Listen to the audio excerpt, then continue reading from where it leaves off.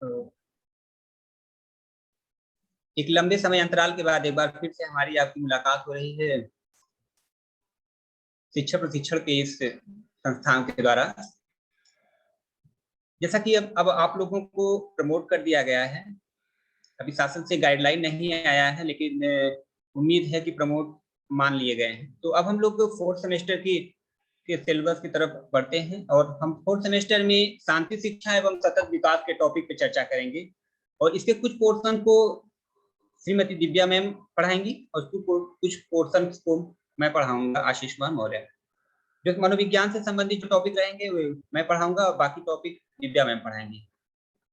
ठीक है, तो हम टॉपिक को आगे बढ़ाते हुए चर्चा कर रहे हैं। सबसे पहले आपके शांति शिक्षा एवं सतत विकास में टॉपिक व्यक्तित्व है, तो इस व्यक्तित्व पे हम चर्चा करते हैं।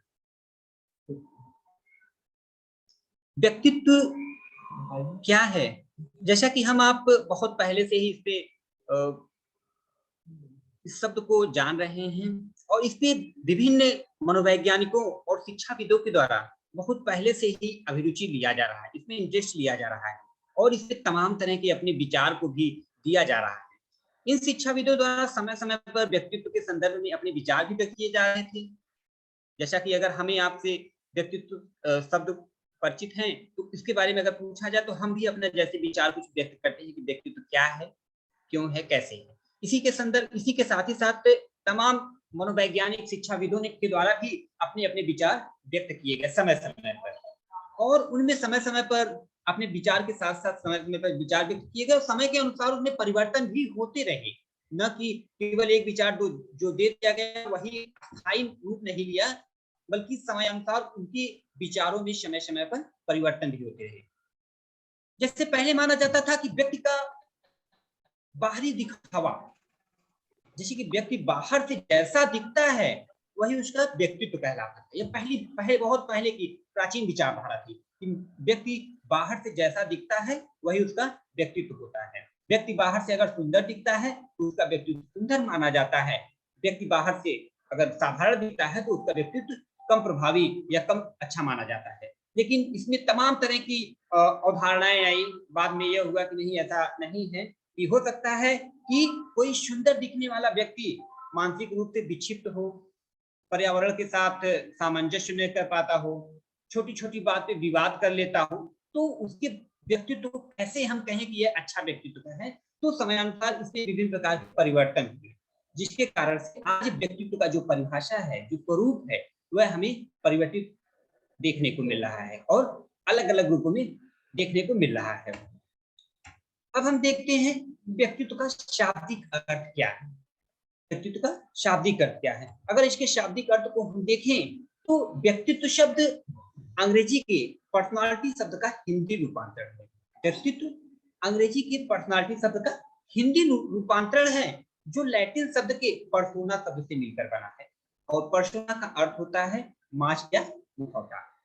जैसा कि कभी कभी सीटेट के एग्जाम में पूछा जाता है, पर्सनालिटी जो पर्सोना शब्द से बना है,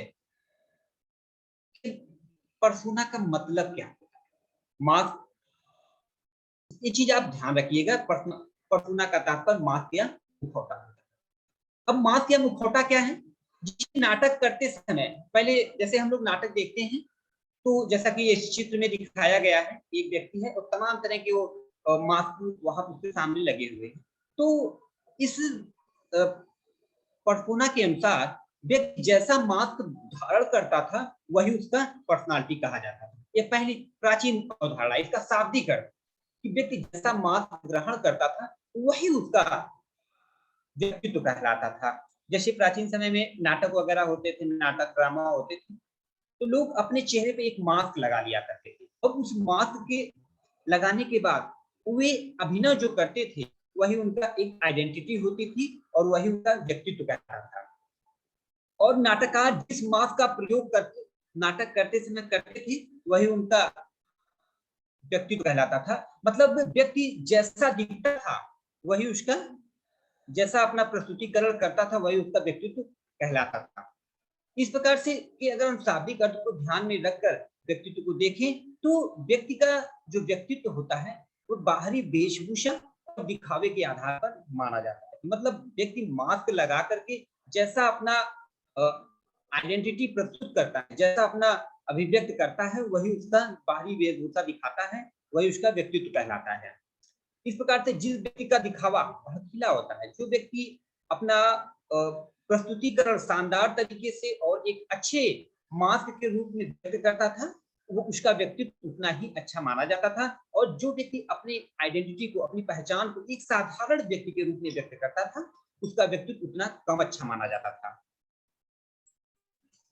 अब अगर हम देखें तो व्यक्तित्व के संदर्भ में विभिन्न मनोवैज्ञानिकों के द्वारा, विभिन्न शिक्षाविदों के द्वारा अनेक प्रकार की परिभाषाएं भी प्रस्तुत की गई थी, जिसमें कुछ परिभाषाएं सर्वमान्य हैं और उन पे हम चर्चा करते हैं। व्यक्तित्व के संदर्भ में जो कुछ परिभाषाएं हैं, उसमें आलपोर्ट और आइजेनेक की परिभाषा बहुत ही सर्वमान्य है और काफी जगह काफी व्यक्तित्व से काफी मिलती जुलते इनके जो परिभाषाएं हैं, काफी मिलती जुलती इनकी परिभाषाएं ये हैं, व्यक्त करती है कि नहीं, इनकी परिभाषाओं में व्यक्तित्व का पूर्ण रूप ही समाहित माना जाता है। जैसे अगर हम आलपोर्ट की परिभाषा पे ध्यान दें तो आलपोर्ट 1937 ने आलपोर्ट ने लगभग 50 परिभाषाएं दिया और उनकी परिभाषाओं में ये जो परिभाषा 1937 में उन्होंने जो दिया, यह परिभाषा बहुत ही सर्वमान्य है। आलपोर्ट के अनुसार व्यक्तित्व व्यक्ति के भीतर, मैंने अपनी परिभाषा में बताया कि व्यक्तित्व क्या है, व्यक्तित्व व्यक्ति के भीतर उन मनोदैहिक, मनोशारीरिक तंत्रों का गतिशील या गत्यात्मक संगठन है जो वातावरण में उसके अपूर्व समायोजन को निर्धारित करता है। अगर हम आलपोर्ट की इस परिभाषा को पर गौर करें तो आलपोर्ट ने अपनी इस परिभाषा में 4 महत्वपूर्ण बिंदुओं को समाहित किया है। व्यक्तित्व क्या क्या, कौन कौन से? व्यक्तित्व व्यक्ति के भीतर उन मनोशारीरिक, मनोशारीरिक का मतलब मनोदैहिक, मानसिक और शारीरिक। कभी कभी परिभाषाओं में या क्वेश्चन में पूछ दिया जाता है कि आलपोर्ट की परिभाषा में कितने बिंदुओं का मुख्य रूप से समावेश होता है, तो उनकी परिभाषा में मुख्य रूप से 4 बिंदुओं का समावेश होता है। मनोशारीरिक, गतिशील, संगठन और अपूर्व समायोजन। इन 4 बिंदुओं का उनकी परिभाषाओं में एक समन्वित रूप होता है, संगठन होता है। तो आलपोर्ट की अगर हम परिभाषाओं की बात करें तो उन्होंने अपनी परिभाषा में क्या कहा है कि व्यक्तित्व व्यक्ति के भीतर उन मनोशारीरिक मतलब मानसिक और शारीरिक तंत्रों का गतिशील या गत्यात्मक, जो गतिशील हो, डायनेमिक हो, व्यक्ति का जो मनोशारीरिक है, शारीरिक और मानसिक जो स्वरूप है, एक जगह परमानेंट स्थायी ना होकर के क्या होना चाहिए, डायनेमिक होना चाहिए, गतिशील होना चाहिए। संगठन है, एक ऑर्गेनाइजेशन, मतलब शारीरिक और मानसिक गतिशील का एक संगठन होता है जो वातावरण में उसके अपूर्व समायोजन को निर्धारित करता है, जो वातावरण के साथ अपने को क्या कर लेता है, एडजस्ट कर लेता है, समायोजित कर लेता है। उनकी परिभाषा में ये महत्वपूर्ण बिंदु मानी गई है। आगे अगर हम परिभाषा की बात करें तो रैक्स के अनुसार इन्होंने कहा है कि व्यक्तित्व समाज द्वारा, क्या कहा है, व्यक्तित्व समाज द्वारा मान्य तथा अमान्य गुणों का संगठन है। इन्होंने व्यवहारिक रूप में बताया है कि व्यक्तित्व क्या है, समाज द्वारा मान्य, समाज द्वारा हमारे कुछ व्यवहार को मान्यता दी गई है, कुछ व्यवहार पे रोक लगाई गई है। रैक्स ने उन्हीं व्यक्तित्व को किससे जोड़ दिया गया है, जोड़ दिया है हमारे व्यवहार से। कहते हैं कि अगर व्यक्ति समाज द्वारा मान्य व्यवहार, जो मान्यता प्राप्त व्यवहार है, उसके अनुरूप कार्य कर रहा है तो उसका व्यक्तित्व अच्छा माना जा रहा है। लेकिन दूसरी परिस्थिति में अगर वही व्यक्ति समाज द्वारा मान्यता प्राप्त व्यवहार के विपरीत व्यवहार कर रहा है तो वह हमारा व्यवहारिक रूप में अपनी परिभाषा को व्यक्त किया। आगे अगर हम परिभाषाओं की बात करें तो व्यक्तित्व की एक सर्वमान्य परिभाषा आइजेनेक की है। इनकी भी परिभाषा आलपोर्ट की परिभाषा से काफी हद तक मिलती जुलती भी है। इन्होंने क्या कहा है कि व्यक्तित्व व्यक्ति के चरित्र, चित्र प्रकृति, ज्ञान शक्ति तथा शरीर गठन का करीब करीब एक अस्थायी एवं टिकाऊ संगठन है जो वातावरण में उसके अपूर्व समायोजन का निर्धारण करता है। इन्होंने भी, आइजेनेक ने भी व्यक्तित्व को उनके व्यवहार के साथ साथ चरित्र, चित्र प्रकृति, ज्ञान शक्ति और शरीर मतलब फिजिक्स की वातावरण के साथ समायोजन पर भी इन्होंने भी बल अपना दिया है और बताया है कि हमारे जो व्यक्तित्व है, हमारा जो व्यक्तित्व है ये वातावरण के साथ अच्छे ढंग से समायोजन स्थापित कर लेता है, परिस्थितियों के साथ एडजस्ट कर लेता है, तो हमारा व्यक्तित्व अच्छा माना जाता है। अगर हम अपने वातावरण के साथ, नवीन परिस्थितियों के साथ सामंजस्य स्थापित करने में समस्या महसूस कर रहे हैं, समस्या क्रिएट कर रहे हैं, तो हमारा व्यक्तित्व अच्छा नहीं माना जाता।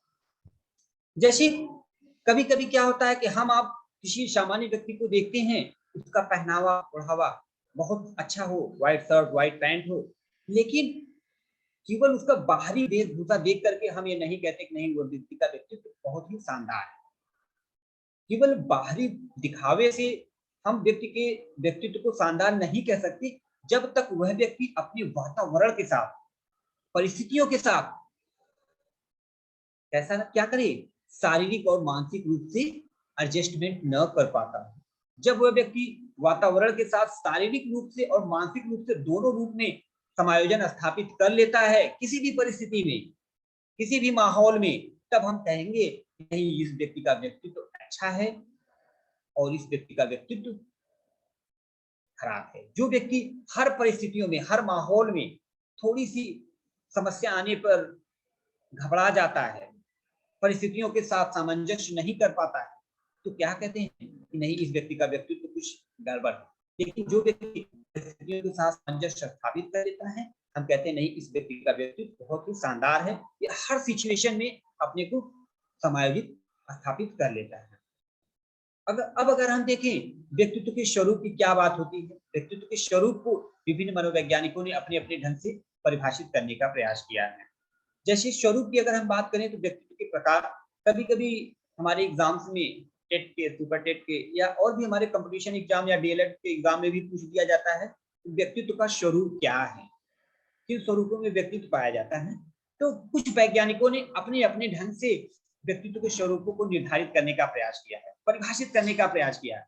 अगर इनके रूप में हम देखें कि वैज्ञानिकों ने शारीरिक गुणों के आधार पर व्यक्तित्व का स्वरूप बताया है, कुछ मनोवैज्ञानिकों के द्वारा मनोवैज्ञानिक गुणों के आधार पर व्यक्तित्व का वर्गीकरण को व्यक्त करने का प्रयास किया है। अगर हम व्यक्तित्व के स्वरूप की बात करें तो शारीरिक गुणों के आधार पर किन मनोवैज्ञानिकों के द्वारा व्यक्तित्व का वर्गीकरण किया गया है, इस पर हम पहले चर्चा करते हैं। कौन से वैज्ञानिक थे? क्रैस्मर ने व्यक्तित्व के स्वरूप को शारीरिक गुणों के आधार पर वर्गीकृत किया है और इन्होंने व्यक्तित्व का वर्गीकरण करते हुए व्यक्तित्व को 4 प्रकार से वर्गीकृत किया है। एग्जाम में कभी कभी पूछ देगा कि शारीरिक गुणों के आधार पर व्यक्तित्व का वर्गीकरण किसने किया, मनोवैज्ञानिक गुणों के आधार पर व्यक्तित्व का वर्गीकरण किसने किया। तो आप इस बात का ध्यान देना है कि किस वैज्ञानिक ने किन आधारों पर व्यक्तित्व का वर्गीकरण किया है। जैसे क्रैस्मर ने किस आधार पर किया है, सैल्डर ने किस आधार पर किया है, युंग ने किस आधार पर किया। आपको यहाँ ये चीज बहुत इंपॉर्टेंट माना जाता है कि किन वैज्ञानिकों के द्वारा किस प्रकार का वर्गीकरण किया गया है। जैसे अगर हम व्यक्तित्व के स्वरूप में शारीरिक गुणों के आधार पर बात करें तो क्रैस्मर ने व्यक्तित्व को 4 प्रकार से वर्गीकृत करने का प्रयास किया है, जिसे क्रमशः पिकनिक, एस्थेनिक, एथलेटिक और डाइप्लास्टिक के नाम से जाना जाता है। अब एक एक के बारे में हम थोड़ा थोड़ा जान लेते हैं। क्रैस्मर के अनुसार पिकनिक टाइप के जो व्यक्तित्व होते हैं, इस टाइप के जो व्यक्तित्व होते हैं, व्यक्तित्व के व्यक्ति होती है पिकनिक टाइप के, जैसा कि नाम से ही स्पष्ट है पिकनिक। जैसे कि हम लोग जाते हैं सर्कस वगैरह देखने, तो वहां पे देखते क्या है कि कुछ व्यक्ति ऐसे होते हैं जो नाटे छोटे गोल मटोल होते हैं। क्रैस्मर ने कहा कि पिकनिक टाइप के व्यक्तित्व के व्यक्ति ऐसे व्यक्ति होते हैं जो नाटे मोटे गोल मटोल होते हैं। ऐसे लोग क्या होते हैं, नाटे छोटे मोटे और गोल मटोल होते हैं। ऐसे लोग थोड़ा खुश मिजाजी होते हैं और लोगों के साथ बहुत जल्दी समायोजन स्थापित कर लेते हैं। ऐसे व्यक्ति क्या होते हैं, थोड़ा कॉमेडियन टाइप के होते हैं, तो बात बात पे हंसते भी हैं और दूसरों को भी हंसाने का प्रयास करते हैं। ऐसे व्यक्ति को हम पिकनिक टाइप पर्सनालिटी कहते हैं। एस्थेनिक टाइप के पर्सनालिटी, एस्थेनिक टाइप के जो व्यक्तित्व के व्यक्ति होते हैं, ऐसे व्यक्ति क्या होते हैं, लंबे दुबले पतले होते हैं। लंबे होते हैं लेकिन दुबले पतले प्रकार के उनका स्वरूप होता है। ऐसे व्यक्ति कैसे होते हैं? लंबे, दुबले, पतले होते हैं। ऐसे व्यक्ति दूसरों के साथ सामंजस्य कम स्थापित करते हैं, अकेला रहना पसंद करते हैं और खेल कूद बहुत कम पसंद करते हैं। ऐसे व्यक्ति को एस्थेनिक टाइप पर्सनालिटी कहा जाता है। एथलेटिक टाइप की जो पर्सनालिटी के जो व्यक्ति होते हैं, ये लंबे चौड़े और स्वस्थ शरीर के होते हैं। ऐसे व्यक्ति खेल कूद में ज्यादा रुचि लेते हैं। ऐसे व्यक्ति के अंतर्गत अगर हम देखें तो जो हमारे एथलेटिक्स के खिलाड़ी होते हैं, जो दौड़ने वाले होते हैं, फुटबॉल होते हैं, क्रिकेटर होते हैं, इस प्रकार के व्यक्ति इसमें आते हैं। पुष्ट पुष्ट शरीर के होते हैं। और डायस्प्लास्टिक टाइप पर्सनालिटी में ऐसे व्यक्ति आते हैं जिनमें उपरोक्त तीनों तरह के लक्षण विद्यमान होते हैं। ऐसे व्यक्तित्व वाले व्यक्ति को डायस्प्लास्टिक पर्सनालिटी कहते हैं, जिसमें उपरोक्त तीनों के लक्षण विद्यमान होते हैं। आगे अगर हम बात करें तो शेल्डन ने भी व्यक्तित्व को शारीरिक गुणों के आधार पर 3 प्रकार से वर्गीकृत करने का प्रयास किया है, जिसे क्रमशः एंडोमॉर्फिक, मीसोमॉर्फिक और एक्टोमॉर्फिक कहा जाता है। इनका जो ये शेल्डन ने जो भी व्यक्तित्व के ये 3 प्रकार बताए हैं, एंडोमॉर्फिक, मीसोमॉर्फिक, एक्टोमॉर्फिक, इनके ये 3 प्रकार क्रेसमर के पहले के 3 प्रकार से काफी हद तक मिलते जुलते हैं। अंतर सिर्फ इतना होता है कि क्रेसमर ने व्यक्तित्व का एक चौथा प्रकार डायस्प्लास्टिक बताया है और शेल्डन ने केवल 3 प्रकार के व्यक्तित्व को उसमें से ही समाहित कर दिया है। शेल्डन के अनुसार एंडोमॉर्फिक में पर्सनालिटी टाइप के व्यक्ति में ऐसे व्यक्ति आते हैं जो नाटे, छोटे, मोटे, गोल मटोल होते हैं। ऐसे लोग खुशमिजाज होते हैं, लोगों को अक्सर हंसाने का, कॉमेडियन का काम करते हैं। इस टाइप के जो व्यक्ति होते हैं, ये कैसे होते हैं? ये लंबे चौड़े हुष्ट पुष्ट होते हैं और ऐसे व्यक्ति खेल कूद ज्यादा पसंद करते हैं। एक्टोटाइप, एक्टोमॉर्फिक पर्सनालिटी के जो व्यक्ति होते हैं, ये लंबे चौड़े लेकिन दुबले पतले होते हैं। ऐसे व्यक्ति एकांत स्वभाव के होते हैं, लोगों के साथ उठना बैठना इनका कम होता है। ये आइसोलेट रहना पसंद करते हैं, ये एकांती रहना पसंद करते हैं। अब अगर हम व्यक्तित्व के स्वरूप की आगे चर्चा करें तो मनोवैज्ञानिक गुणों के आधार पर भी व्यक्तित्व को वर्गीकृत किया गया है। कभी कभी एग्जाम में पूछ दिया जाता है कि मनोवैज्ञानिक गुणों के आधार पर व्यक्तित्व का वर्गीकरण किसने किया? तो मनोवैज्ञानिक गुणों के आधार पर व्यक्तित्व का वर्गीकरण कार्ल युंग ने 1923 में किया था। युंग ने व्यक्तित्व को 3 भागों में वर्गीकृत किया है, इंट्रोवर्ट, एक्सट्रोवर्ट और एम्बिवर्ट। सबसे पहले कार्ल युंग ने व्यक्तित्व को 2 भागों में वर्गीकृत किया, इंट्रोवर्ट और एक्सट्रोवर्ट। इंट्रोवर्ट का मतलब होता है अंतर्मुखी और एक्सट्रोवर्ट का मतलब होता है बहिर्मुखी।